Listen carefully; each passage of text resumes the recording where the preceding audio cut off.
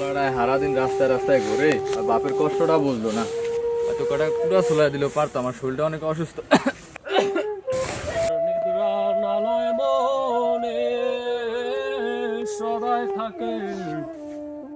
সারাদিন পর কইতো না এসব, বাড়িতে কি কোনো কাম কাজ নাই? সারাদিন রাস্তায় রাস্তায় ঘুরোস, কটা কুটা চলাই দিলে তো পারো। তোর বাপে অসুস্থ, তুই দেখতেছিস না? সারাদিন পোলহান লয়ে যে আড্ডা দেস ঘুরোস, এতে কি তোর খাওন যায়? তুই আজকের পর তুমি ঘরে ঢুকবি না, তোর লিয়ে কোনো খাওন নাই।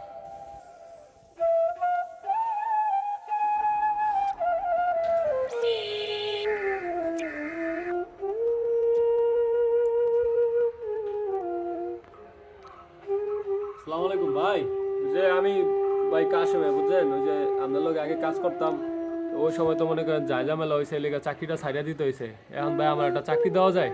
আচ্ছা ঠিক আছে ভাই, আর কাজ হইলে ভাই আমার জানায়েন ভাই। হ্যাঁ হ্যাঁ, কি অবস্থা? ও সাইডে কাজ চলতেছে তো ঠিক মতো? আচ্ছা কাজ করো, টাকা পয়সা আমি বিকালে দিয়ে মানে সমস্যা নেই, যা লাগে দিই মানে। কি রে বন্ধু, তুই যাই কি করস? তোর দি কোনো দেহা দেওয়া নাই, কই থাকস তুই? কি অবস্থা তোর? ভালো আছিস? না রে, বেশি ভালো নেই বুঝছস। কেন, কি হয়েছে? ব কই কি হয়েছে তোর?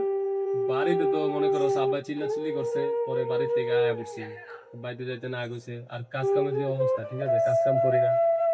আর আগে যে জায়গায় কাজ করতাম ওই জায়গায় ঝামেলা হয়েছিল, পরে আয়া পড়ছি, হ্যাঁ আবার ফোন দিলাম, স্যার ওই জায়গার কাজ হইব না, এখন আমার একটা কাজ লাগে বুঝছস। তুই এলে টেনশন করতেছিস, আমার কাজ আরো মাইসে করে, আমি মানুষ দিয়ে কাজ করে।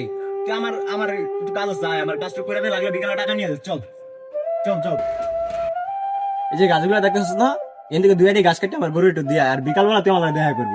আরে বেটা, আমি তোর বন্ধু না? আমি তো আছি, তুই বিকালবেলা আমার লগে দেখা করিস, যা লাগে আমি তো আছি। আমার বন্ধু এত বড় লোক, ওর কাছে আমার সমস্যার কথাগুলো কইলাম, আর ওই আমার সরলতার সুযোগ পায়া তাই আমার যে ঘাস কাটাইতেছে আর গরুর লিগা। আমার বন্ধু না।